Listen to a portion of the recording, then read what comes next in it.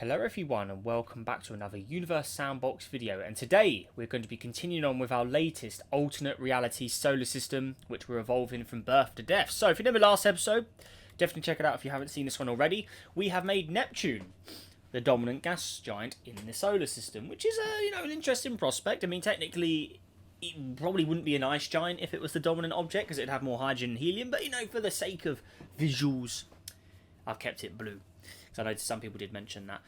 But yeah, so Neptune technically would be a regular gas giant. Same with Uranus, in fact, as well. And then technically even Jupiter and Saturn may be more icy than normal. But yeah, we'll get them the same. But yeah, so Neptune, the most prominent object at one Jupiter. We've got Uranus over here, about 36% the size of Jupiter. And then Saturn and Jupiter are only in the Earth sizes. So yeah, way less pull on the inner solar system region. As for the inner solar system, we have Ceres as a fully fledged planet, currently with its own atmosphere, very cold there. Mars, again, a lot bigger than it normally is as well. They all have magnetic fields as well, all of these objects. We have Feya, currently sharing an orbit with Earth, so there could be some trouble here. There still could be trouble between those two. Mercury, currently a world with good conditions, check that out, behind the orbit of Venus. And then Venus itself, a bit cold as well, also with its own atmosphere. So Mercury, currently the place to be, 60 degrees. I mean, the closest is the place you can be, but it's still a little warm. I mean, you'd have to stay in the, obviously the colder regions. Pretty hot on the face inside, but for the most part, it looks a lot prettier than it normally does, at least for Mercury. So, and it has way more composition than normal as well, so certainly be interesting once we start cranking the sun up. Same with Ceres as well. Again, this is a full-size planet here. So there it is. Underneath that atmosphere, you do have a world of some potential conditions under there, all frozen for the time being, but it is there. If we look at its composition as well, atmosphere of nitrogen, obviously it's got some water in the atmosphere, a bit of it frozen as well, a bit of carbon dioxide, which is all solid at the moment, so a bit of temperature and warm it up, get a bit of an atmosphere going, oxygen as well, gas. So, Ceres potentially a good place to be at some point. We've got Vesta as well. Again, this is a full-size, I say planet, I mean 0.1 Earths. How's that in kilometres? I mean, dwarf planet, bigger than normal. No, it is there. It's something at least. And then also we had as well Pallas as well, one of the other larger objects, but I think this one is roughly its normal size. Yeah, not the largest thing out there. There you go. Further away, dwarf planets are sitting in a very similar orbit to the fifth giant at the moment. What's happened to Pluto's texture? It's always a bit weird when you load it back in, but Pluto in this alternate reality, I guess, is looking a bit different. It is larger than normal, is it? I don't think he is. No, he's actually smaller. Interesting. I think that's just... Pluto's always been a bit weird when you save it in simulations. There's the fifth giant as well. 10 masses of Earth controlling the outer region. We've also got Triton as well in its own part of the solar system. Never caught by Neptune because Neptune never migrated out in this scenario. The fifth giant's there though. Could cause some trouble. But anyway, for now, let's go ahead and get this going. So here we are. We also had the far out over here. This object was slung inwards to the solar system a bit, so its orbit is between Uranus and Neptune right now. A bit of a dangerous area there. So if we speed up time now, we can watch as some orbits change. See Saturn's orbits slightly tilting around. You can see the far out orbits being bent around a bit as well. I'm sure that's not going to last very long. Unless it gets put in the inner solar system somehow, which would be interesting. Sedna's orbit as well, also in a bit of trouble. Fairly, most orbits are still pretty much on the same plane as well. Not too much changes there yet. Inner solar system, it's that Earth and Feya. That's where my eyes are. Will there be a collision? They are very close together. They're on opposite sides of the sun. Their orbits are so similar though that they're not really having much change. I mean, orbit period is 11.9. Feya is a year, so it's going to take them ages to catch each other up. Maybe we'll have to force them a bit closer together. You see the Earth and Feya orbits are wobbling though. They are changing. Bit of pull there from either side. The outer solar system. See Saturn's orbit having a slight wobble, probably from the pull of the mighty Neptune there. Uranus out there, just in its own path of space as well. It's pretty interesting. Okay, right, let's go ahead and watch and see if we get any changes. For the most part though, this system has turned out pretty stable, which is quite miraculous actually, with a whole change scenario. It's very surprising that you can get a similar... or something that actually works, because the last one we did was very chaotic. So this one has turned out a lot better than the last one for stability. Oh yeah. Oh, is it gone? I think we've lost it. Oh, we've lost Sedna as well. So far out, ejected. Sedna ejected, gone as well. Even though they all started in the same region of space, they are gone. Who's next on the hit list? What's going on in the... I think Ceres is maybe moving Vesta's orbit around a bit, potentially. It's the large planet in that region. Okay. Alright, anyway. Well, let's go ahead and crank him a save. We're going to go ahead and evolve the sun a bit. We're going to put it to its present day standards. We're going to put it to 1 luminosity. So here we go. There you are. 1. Done. Size-wise, is it 1 sun? Where are we? Oh. Solar radius. It's not the size of 1. Yeah, let's put it to 1. There you go. So the sun is in its present day form. 1 luminosity, 1 size of sun. Let's take a look at the Earth here. Start to see that warm up now. Meanwhile, it still shares that Feya orbit. Feya is sitting at 1 year. Earth is at 11 point. Now they're going to take forever to meet up. So they're just sharing it. There's not much entanglement in there, you know. They're just chilling. I think Mercury may be a world under threat now with the sun's increase. Feya slightly warming up as well underneath there. What's Feya made of? I don't think it has the... Yeah, Feya doesn't have it. It's just a nitrogen atmosphere. Yeah, Feya. Okay. Visuals. Let's have a look underneath. It's pretty boring. It's got some big craters on it. Oh, look. Oh, yeah. So Feya. Not probably the least friendly of the inner planets. Venus. How are we doing here? Maybe a bit of warmth from the sun. Give it a bit more of a kick. Mercury, 134. So the water's only in the poles now. Look at that, Mercury. Getting a little too warm, isn't it? So we're only in the poles. There you go, north and south. Yep, that's where the last water remains. So this one's simulated pretty well, because sometimes it just goes a bit weird when you increase it up. But this one has simulated very well, Mercury there. There you go. Even the hotter, the south regions, the only cold areas in the minuses still. Everywhere else is going pretty hot. That equator area. But I'm sure you know that carbon dioxide it contains a bit more heat, and it's not gonna look good for Mercury. So there it is, the only safe spot left. There it is. Bit of greenery up here. You can see because we still have the vegetation button on, so the only habitable areas will go green. So it's literally just up here. That's for the sun. There it is. It's been a bit bright, isn't it? There you go. Nice blue sky on Mercury though. There it is. Looking good. There's your sunset. Sure, we're going to see it rise again at some point though. So we're on the North Pole area. Mercury also rotates faster than it would in our reality as well. There's the sunrise. Looking good. So the North Pole Sea does not get the sunlight to keep it warm too long, so it retains its cooler temperatures. Same goes for the South. So a nice little pool of water there. As for the scorched surface here, cratered and ruined. There it is. So in the full scorching sun. Still got the blue sky. And there is the all-dominant force. So there you go, Mercury. And the red zone, yes. Where's Venus? So the habitable zone is completely different from Venus due to its different composition and reflecting and all that. So there you go. In the glare of the sun, nonetheless, though. But there we go. How are we doing at Venus? Is it enough to warm up yet, or is it still just gonna? Let's have a bit of simulated time. Let's let it go. And that's for the Earth. Where's Earth? Feya. Earth. Where are we? Where is the Earth? There it is. 2 degrees on Earth. We're starting to finally see some temperature, as it should be. There he is. Hey. Looking good. Maybe the constants need to be the way we know them. Let's see what elevation we've got. Callisto. I'm going to turn it back to Earth now. There it is. That will hopefully form Earth the way we know it now.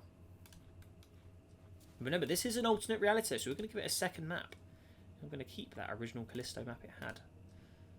Just for a little extra visual appearance. There we go. So Earth's got to sort itself out a bit, but there it is. And then we'll do the same thing with Earth, where the vegetation is on, if habitable. Yeah, that's right. City lights again, if habitable.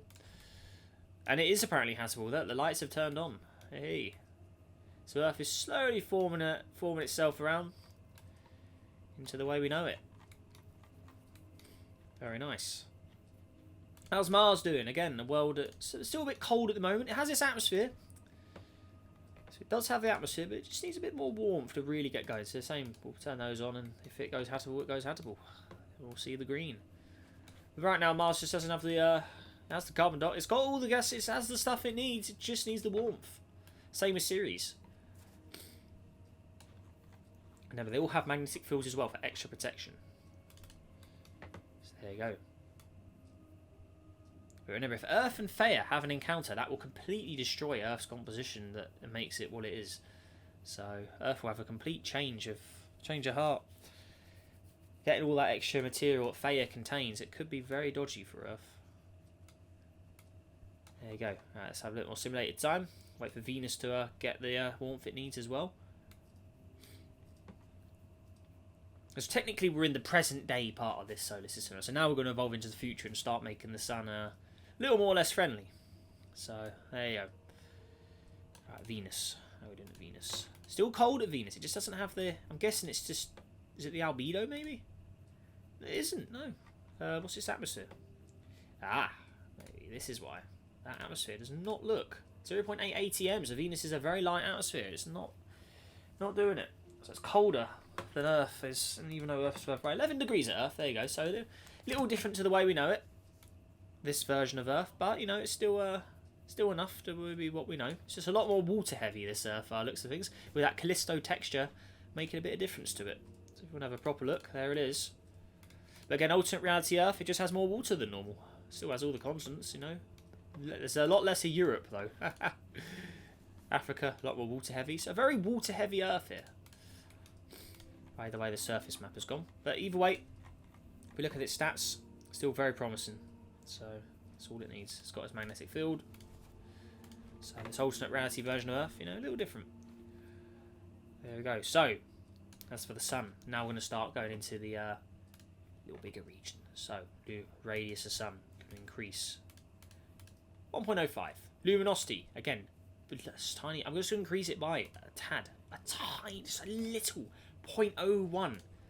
Because, you know, if that was to happen in real life, bad things would happen. Let's look at that average of Earth. That extra percentage of the sun could make the difference. There's, you look at the average there, 34 on the highest points there. So a little more on the old Earth there, okay. And that Earth's pressure, I just noticed the pressure of Earth. Look at its atmosphere pressure, 1.24. So it is not the Earth we know here. Very, very different. Mercury, how are we doing? I'm guessing that extra percentage of Mercury. 130 average now. Let's look at its, oh yeah. Coldest point still in the -20, so it can still retain that water at the top. Theia, how are we doing over here? -52. Venus, still Venus, -47. Mars, nowhere near the zone yet. Still not there. A lot more luminosity for that. Meanwhile, the inner solar system is also having a nice day, but the outer solar system's come a bit... there's not much going on. So I'm thinking we need a nemesis from deep space to appear and maybe cause a bit of turmoil. So I'm going to go ahead and use... What are we thinking? We're going to have an interstellar traveller into this solar system. There's not the most action going on. We want a bit of action. So what are we thinking? I got any exoplanets we could use? Ooh... What could it be? Anything in here? Let's use one of the good old gases. I mean, they're not so colourful anymore, but let's go ahead and use Gasso Red. So a brown dwarf, the nemesis star. Maybe it formed at the start. We just never saw it. So let's go ahead and sling it into the solar system. I'm going to shoot it there. There we go. Brown dwarf entering the solar system. There it is. Coming from deep space. This is going to be Nemesis. It's got 50 Jupiters, so way more powerful than Neptune is. There we go. Alright. So, here he is. Did I spell it right? Oh, I don't know. I was typing it in a quick hurry. So they've got Nemesis on its way. So let's see if it will cause any carnage. Because it's on a... This could really upset things here. But we do need a bit of action because things are way too stable. So the Nemesis Brown Dwarf is on his way. Coming from the deep space region. There it is. It's in the darkness. You can't even see it. It is so far away, but it has got a glow to it. It is there. 50 masses of Jupiter. It's nowhere near the size of Jupiter, though. But we do have a cheeky nemesis on its way. So it's going to enter the outer solar system now. Could cause some turmoil out there. Oh, you can see straight away Theia instantly slung out. Gone. As the nemesis continues its approach. Let's see how this... Neptune. Ooh, the dominant gas giant getting a real tilt. Ooh, and look at the orbit of that. Oh, this is going to cause carnage. It's going straight through. Oh, now that. You wanted a change of pace. There you go. Look at that for a change of... Oh, look at what it's done. Nemesis. A huge damage. Mercury. So how's our orbits? Where's our habitable zone as well? So there it is. Okay. Turn the grid off as well. Also turn the goggles on. So there you go. So that's where we're sitting now. That has slung Earth out. Completely out there. But what I'm worried about now is Neptune has now been granted access to the inner solar system. That is... Have we just destroyed everything? Oh. That is going to cause absolute carnage. The stability of the solar system. Neptune, the dominant gas giant, slinging in now. That's going to cause real problems. Saturn's orbit as well. In that inner region now. That's not looking so great. So there we go. So we've just opened a new timeline here. Maybe we can go back to the other timeline as well, because we haven't overrided the save yet. But let's see how this plays out. I don't know if this is the one I want to continue. That may be a bit too dramatic. But either way, well, let's see how it runs for a bit, because that's going to cause some real problems. I think that's ejected Venus, isn't it? Yeah, that's very fast as well. I think we've done a bit too much damage. I think we sent the Nemesis in too directly. Oh dear. But it just goes to show how just any random rogue object that slides by the star could completely destroy your system. And obviously the dominant gas giant even got a poor look at it. It's just going to just keep coming around now and just wrecking stuff. Like an absolute wrecking ball there. So there you go. So I will repeat the Nemesis scenario, but I'm going to have it a little less... We're going to run that back a bit. I feel like that's a little too extreme for what I wanted in this, or what I envisioned. I still want this sort of... how do we do it? Also, I wanted to kind of just play with the outer system a bit, rather than go completely into the inner system. So maybe I'm going to shoot it... We'll go a little closer and shoot it this time. So again, we're going to use the same object, though. So use Gasso Red here. So I'm going to sling it more as a flyby. I don't want it being a direct sun... like direct contact near the sun. I want it to fly by the system and not actually go in too deep. So I want to try... I had poor aim in the last shot, so let's try there. So there you go, Nemesis. Let's see how it does. It may just lock on though. Let's see. Maybe we have to increase the speed of it. Let's see how this scenario does. Here's the rocket. Oh, it really does have a pull on everything though. Look at it. Oh yeah, that one did even more damage. Look at the state of that. It absolutely tore us up. So let's try again. Maybe I need to increase the speed of it so it doesn't lock onto the sun as much. So let's try again. So I want to try and get this right. I do want it to have some sort of disruption, but not too much. Maybe I need one with less mass. Maybe I'll half the mass of it. So let's try. I'm going to increase this. I'm going to make this faster. I'm going to make it like a shooting star flying by. There we go. Let's try that. There it is. I'm going to half that mass though. There we go. 25 Jupiter mass this time, but it's made the object bigger. So there you go. So it's going to be more of a flyby this time rather than locking onto the sun, hopefully. So this is more what I want. So let's see how this plays out.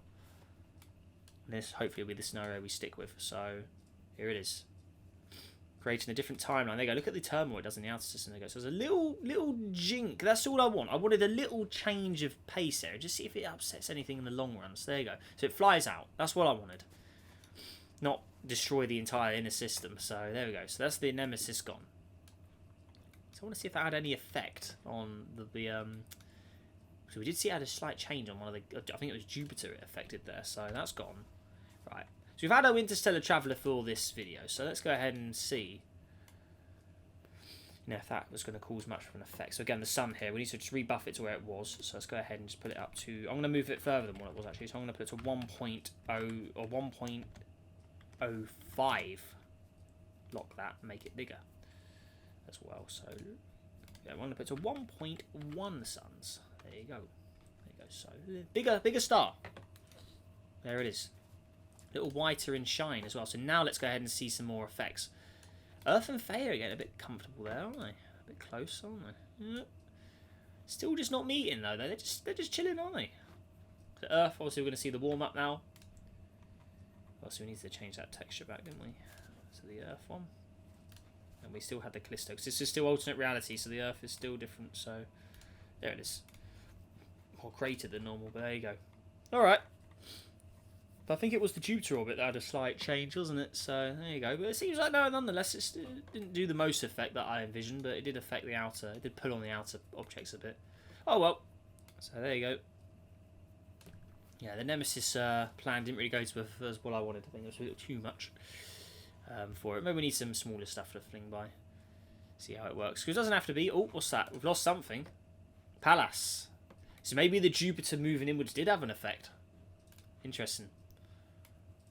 Jupiter being a little closer may have had the extra tugs. Remember, Jupiter still has a decent presence. I mean, it's 34 Earths. I mean, that's still a decent pull on these nearby asteroid. Well, what would be the asteroid belt? Ceres has got all of that material in this situation. Okay. Right, Earth, how are we doing here? 19 degrees, so a lot hotter than normal. Theia, minus 50. Mercury, 139. Where's Venus?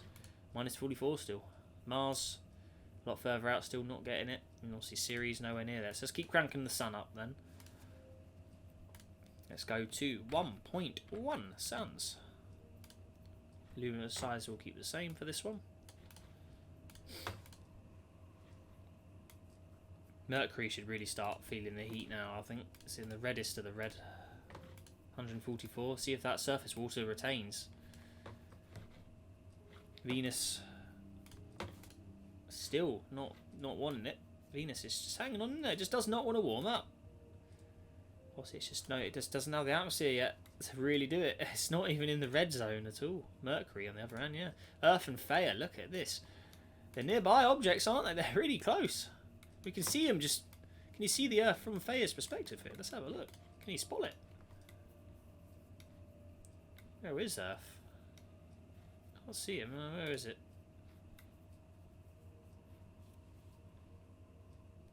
Oh, the sun. Oh, Earth is there. Can't see it. No, it's too far away at the moment. Not to really spot it. I'm surprised that Earth and Feya have lasted this long.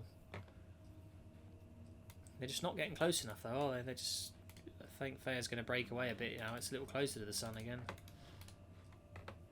So it really means that, it really shows that objects have to be in the exact position to... They've got to be perfect, near perfect positions to get that collision. Because otherwise they're never going to meet each other. Feels like it's been... Now they're on opposite ends again. There you go. They're close again. So they get close and they sort of break away again. They can't ever meet, by the looks of things at the moment. Again, they're close. Earth is now in front of Theia. So very bizarre. There you go. This is a bit... Maybe the closest they've been for a long time. Can you see Theia in the distance? No, you can't. But this may be a close attempt at it. Earth and Theia. There you go. But will they ever meet, is the question. I feel like Earth is a little further ahead now, so I think Earth's going to slowly accelerate away again. 1 minute Theia's closer to the sun, next minute Earth's closer. So they do have that effect on each other by the looks of things. Plus you've got Venus nearby, could be having a bit of a pull on them as well. Look, the Earth's orbit is clearly cutting across now. Look at that. That wasn't like that a minute ago, so they're just slowly pulling on each other there. Mercury and Venus haven't had much interaction either. They're just chilling.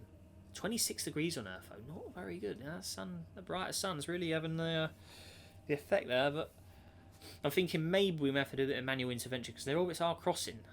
Maybe we'll have to bring them together ourselves. See how that works. Again, they're breaking away from each other, Earth and Feya now. Again, they're just not... I think they're in some kind of orbital resonance with each other. But they just don't cooperate. Now they're on opposite sides again. How very bizarre. There you go. Orbits. What's that? Triton. What's happened to Triton? How'd it get there? Triton being picked up by Neptune in this scenario. I think the brown dwarf did have some sort of effect. Because you see the fifth giant and the outer dwarf worlds are no longer in tandem areas. They kind of have broken away. Pallas, again, not looking good. But Triton, in between Neptune and Uranus, that is not a good place to be. Will it get picked up by Neptune? Yeah. Interesting if he does. Yeah, Neptune and Triton getting in it there. Again, Feya and Earth, they just don't want to do it. I'm thinking it. I'm feeling it. I think we're going to do a bit of a... We don't normally do this, but I'm feeling it. So, where are we? It's perfectly 1 AU, Feya. It's got the proper Earth orbit, hasn't it? Let's do a bit. Where is the Earth? Let's bring them. Eventually, it's going to happen. You'd think. There it is. So we need to get it on a point where they actually cross. And where does it cross? Do they cross at the moment? I don't think they do. But one thing we can do is obviously have them in a region where they meet. Maybe eventually, with a bit of a power of God, we're going to do it. But have them going right close to each other. The nearest they've ever been in the simulation, right now. And there they are. You can see it. It is there. It's obviously further than what the moon would normally be, but it is there. It's in the distance. Now Earth. Ooh, let's see how this plays out. This is the closest they'll be, so we're giving a bit of manual intervention to bring them to these points together. Let's see if it can give us any kind of result play. Now that's very interesting. Really? Feya becomes the moon? Is that what we're gonna have here? No way. They pick each other up. The Feya, this hasn't got the mass of the Earth, has it? It's very low mass, this Feya. But they finally meet. They're gonna come together. But that, ooh, here you go. Ooh, the sun is pulling on it though. That's the sun. The other planet's causing that. Oh yeah. Is it gonna do it? Oh, look how close! Look at that! Imagine the tides on that. Whoa! Whoa! All of that, bringing them right to that point. All of that work, and then we have managed to get that close to it, and it didn't want to do it. So let's go and have a look. There you go. Look up in the sky and see. Where is it? Oh, it's hidden in the glare. Where is it? It's there. Oh, we need to move a little further on the surface. To the Gulf of Mexico area by the looks of things. There you go. Underneath. There it is. Blocking the sun out. Press play.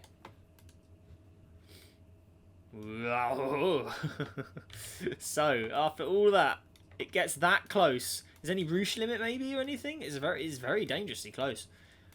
This is larger than the moon is. How is it going to hold on? Is it going to hold on? That's a very close encounter. Or is it going to break away from the... It looks like their orbits are going to break. They do not want to cooperate, these guys. They just want to break away. Earth and Feya, extremely close encounter with a bit of manual intervention. Or is it going to come back? Oh. Is it? Oh, please come back. One of round two. Oh, it's broken away. Ah, Feya. Feya, what have you done? They just don't want to do it. They do not want to... Maybe that will change the orbital resonance, though, a bit, or the way they work. We'll see. There you go. What's Triton doing? Oh, dear. That's Pallas again. Triton. Oh, yeah. Really? The Earth is gone. Just like that? Really? From what? There's no way there's no way Feya would do that. You can see Feya's orbit change. Something did happen there. That is interesting.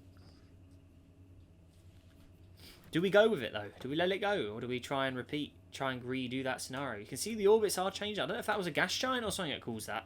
You can see Feya's orbit's been interrupted as well. But did they bounce off each other somehow? I've no idea how that played out. That is a very bizarre scenario how that's played out. I kind of wish I'd saved. I'm gonna go back to it. I want to try and repeat that. See if we can get a better encounter between the two. Here we go. So we're back where we were. Sun's a little younger again, isn't it? Yeah. Okay, let's go back to 1.1. Lock that. We wanted this at 1.1 as well. I really want to make this collision happen, because I know some people are saying, oh, you need to move the orbits more and stuff. Try and make it, do a bit of manual intervention. So, doing this for you people here. So let's see if we can redo it. Let's try and bring them together again.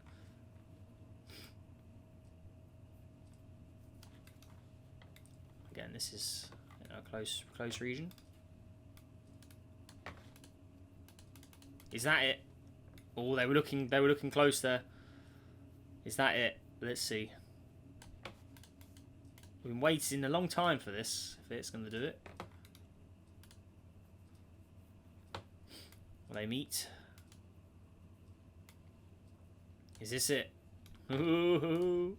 Technically, remember the Earth technically would be habitable in this. It just hasn't had time to warm up. I mean, if you want it for the visuals, I mean, technically it'd be more like this, wouldn't it? Oh yeah, we need to give it the before this happens, if it happens.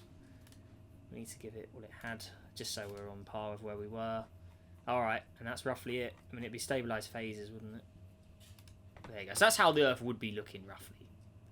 Okay, right. And then it'd be settled liquid, wouldn't it? I always forget where that button is. Where is it? It's on surface, isn't it? Oh, that needs to be switched on. Where's the oh, I always forget. There it is. Okay, right. So that's right. That's how the Earth would be roughly looking at this point in time with the sun there where it is play. Now this has got to be it, hasn't it? Surely. There you go. So the Earth's where it was. Yeah. All right. That's fine. Now is it going to meet? Have we finally got it right? Oh, surely. Oh, that's going in. Here we go. That's what we've. This is what we've come to see. Is this the Earth-Feya collision that's been destined since the beginning of time? Here you go. There it is. We've had a lot of random simulation time with these guys just flying around the sun and not interacting. So we have manually brought them together, and this is what the result is. So that's going to upset the Earth's orbit as well with this collision. And there you go. That's going to change the Earth's composition with those extra gases that Feya contained, and extra material. There it is, the end of Feya. It is gone. So there you go. Earth's temperature. Obviously, that's knocking ground. Oh yeah. So here you go. Now, has that upset the orbit of Earth? I'm guessing it may have upset it. So now you go. You got the 4 traditional planets in their ones here. No more 5th planet in that region. There you go.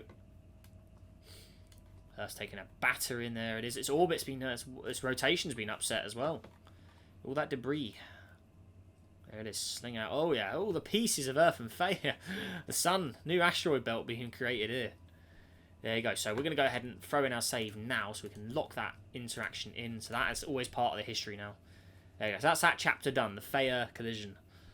So there we go. Alright, looking good. Okay. Let's evolve a bit more. So the Earth, I don't think the constants would be looking that way anymore. I think we're going to have to change that texture. I think that would have, yeah. I'm feeling, yeah, we need a different, I think the surface texture on Earth not look the same no more after that, ever. Maybe it's looking more Rex again. Let's do that. Yeah, Dione, Callisto. That's a cratered, that's definitely a cratered look, isn't it? There you go. Give them a bit of a mix, but there you go. What happened to all the water? Is the water, is it still just cooling down, isn't it? Yeah. It still contains water. Yeah, it does. Maybe it'll return to the way it did. Let's see. We haven't changed the visuals. We've only changed the landscape on it. Let's see how that Earth rolls. How hot is it now? May have upset its ATM. Was it destroyed its ATM? Or no, it rolled there. Oh, 500. That collision certainly did some stuff there. I think that thicker atmosphere made me make more sense at this point. There you go. 121 degrees on the Earth. I don't think it's ever going to have the water return to it at that point. I think that collision did it. Did it for the Earth. So either way the Earth loses, it was never going to have much of a good chance after the Feya. The Feya collision needed to happen a lot earlier in the history than when it did. Because technically what we're doing at the moment, or at this point in time, is past the present day in our reality. So, you know, the Earth can't afford a collision that far down its history. I don't think any, so there you go. Alright, sun. We'll go for the next evolution. We'll go 1.2 suns now. We'll go 1.2 on the radius. Lock that. Ah, you damn thing. There you go. Can that fit? No, I broke it. Ah, that's so annoying. It's so annoying that it unlocks itself. It shouldn't do that. Oh, there you go. Oh, back to the collision Earth. So Earth's 1.05 mass of Earth. 1.0. It's a little bigger, the planet now. So sun. Lock that mass. 1.2. There you go. Then at 1.2. And it unlocks it. Why does it do that for? Don't do that. There we go. Right, that's what we wanted. Delete all the particles.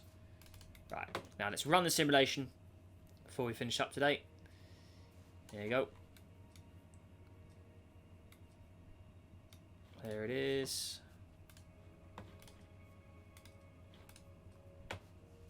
Okay. Notice the outer orbits are back. I think we, one of the scenarios here we didn't save it, did we? So the outer solar system remained the same. That collision never happened with the red dwarf in this scenario. So we changed the history. But either way, interesting nonetheless. Interesting to see what changes, you know, that did make.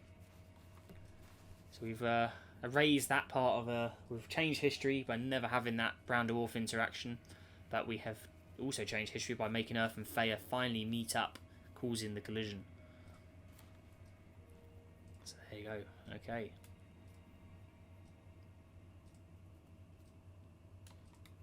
So how are we doing on the Earth now? 42. So Earth's calmed down a bit, back to 42, but still not particularly a friendly place anymore. It's been wiped out. Mercury 154, Venus -34, Mars still not quite there yet. I'm thinking maybe one more kick for the Sun today, actually. Let's do it. I'm going to double it. Now we're getting a bit more rapid. Same with the radius. Bigger. There you go. Alright, so Sun, double up on the Sun. Let's see how that plays out. Venus, I'm looking at you now. Should be the world that's currently in it. Yeah, 25. Yeah, okay, there you go. That's roughly where it needed to be. A little warmer. Let's have a look at it. Have a look under those clouds. Is it? What's going on here? I don't think Venus. Did Venus ever have water in this? No, it didn't. No, Venus never even had water, so it was never a potential life candidate anyway. It's just in the good temperature at the moment. Mercury 242. Earth, I'm guessing you're 182. Right, Mars is now the area we're looking for next. It's starting to see Mars come into it in the next episode, I think. So there you go.